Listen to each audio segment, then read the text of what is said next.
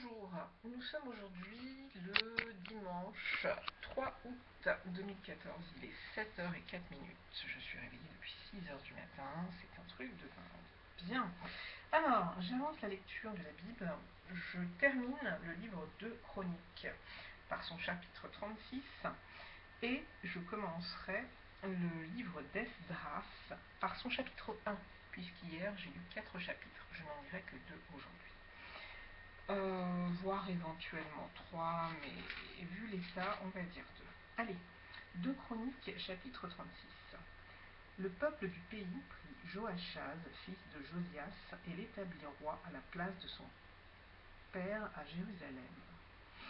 Joachaz avait 23 ans lorsqu'il devint roi, et il régna 3 mois à Jérusalem.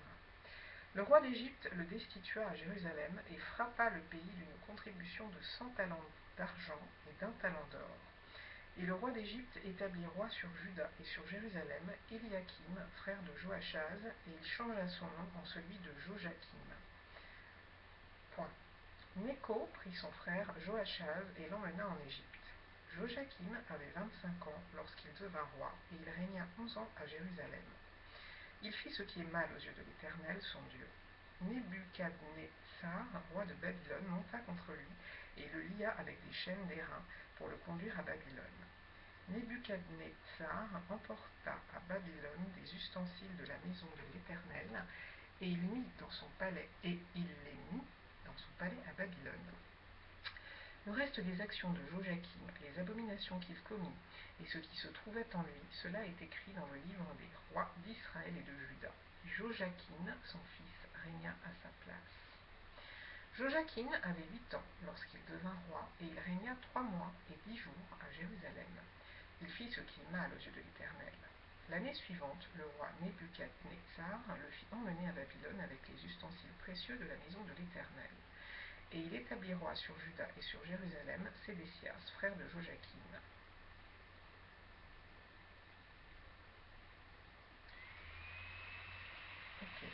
Sédécias avait 21 ans lorsqu'il devint roi, et il régna 11 ans à Jérusalem. Il fit ce qui est mal aux yeux de l'Éternel, son Dieu, et il ne s'humilia point devant Jérémie, le prophète, qui lui parlait de la part de l'Éternel.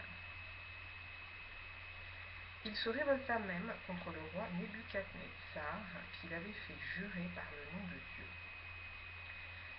Et il raidit son cou et endurcit son cœur, au point de ne pas retourner à l'Éternel, le Dieu d'Israël. Tous les chefs des sacrificateurs et le peuple multiplièrent aussi les transgressions, selon toutes les abominations des nations, et ils profanèrent la maison de l'Éternel, qu'il avait sanctifiée à Jérusalem. L'Éternel, le Dieu de leur père, donna de bonne heure à ses envoyés la mission de les avertir, car il voulait épargner son peuple et sa propre demeure. Mais ils se moquèrent des envoyés de Dieu, ils méprisèrent ses paroles, et ils se raillèrent de ses prophètes, jusqu'à ce que la colère de l'Éternel contre son peuple devint sans remède. Alors l'Éternel fit montrer contre eux le roi des Chaldéens, et tua par l'épée leurs jeunes gens dans la maison de leur sanctuaire. Il n'épargna ni le jeune homme, ni la jeune fille, ni le vieillard, ni l'homme aux cheveux blancs. Il livra tout entre ses mains.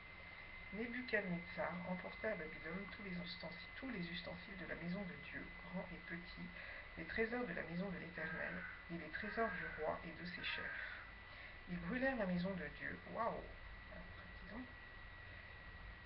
Ils brûlèrent la maison de Dieu. Ils démolirent les murailles de Jérusalem. Ils livrèrent au feu tous ses palais et détruisirent tous les objets précieux. Nebuchadnezzar emmena captifs à Babylone ceux qui échappèrent à l'épée, et ils lui furent assujettis à lui et à ses fils, jusqu'à la domination du royaume de Perse, afin que s'accomplît la parole de l'Éternel prononcée par la bouche de Jérémie. Jusqu'à ce que le pays eût joui de ses sabbats, il se reposa tout le temps qu'il fut dévasté, jusqu'à l'accomplissement de 70 ans. La première année de Cyrus, roi de Perse, afin que s'accomplît la parole de l'Éternel prononcée par la bouche de Jérémie, l'Éternel réveilla l'esprit de Cyrus, roi de Perse, qui fit faire de vive voix et par écrit sa publication dans tout son royaume. 2 points. Ainsi parle Cyrus, roi de Perse. L'Éternel, le Dieu des cieux, m'a donné tous les royaumes de la terre, et il m'a commandé de lui bâtir une maison à Jérusalem en Juda. Qui d'entre vous est de son peuple? Que l'Éternel son Dieu soit avec lui et qu'il monte.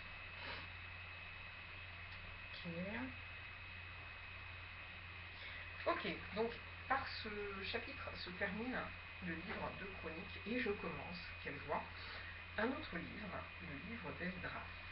Esdras, chapitre 1. La première année de Cyrus, roi de Perse, afin que s'accomplît la parole de l'Éternel prononcée par la bouche de Jérémie, l'Éternel réveilla l'esprit de Cyrus, roi de Perse, qui fit faire de vive voix et par écrit cette publication dans tout son royaume. Ainsi parle Cyrus, roi de Perse. L'Éternel, le Dieu des cieux, m'a donné tous les royaumes de la terre et il m'a commandé de lui bâtir une maison à Jérusalem en Juda. Qui d'entre vous est de son peuple? Que son Dieu soit avec lui et qu'il monte à Jérusalem en Juda et bâtisse la maison de l'Éternel, le Dieu d'Israël.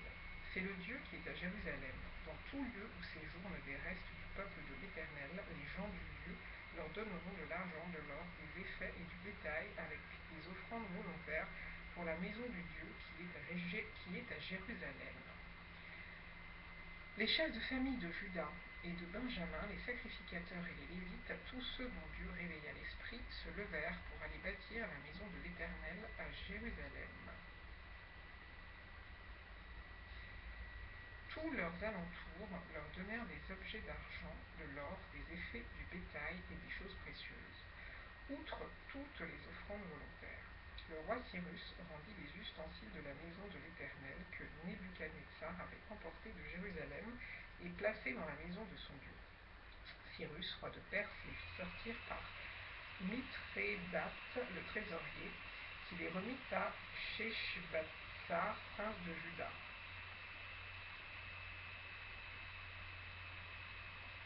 Et voici le nombre 30 de 30 bassins d'or, 1000 bassins d'argent, 29 couteaux, 30 coupes d'or, 410 coupes d'argent de second ordre, 1000 autres ustensiles. Tous les objets d'or et d'argent étaient au nombre de 5400.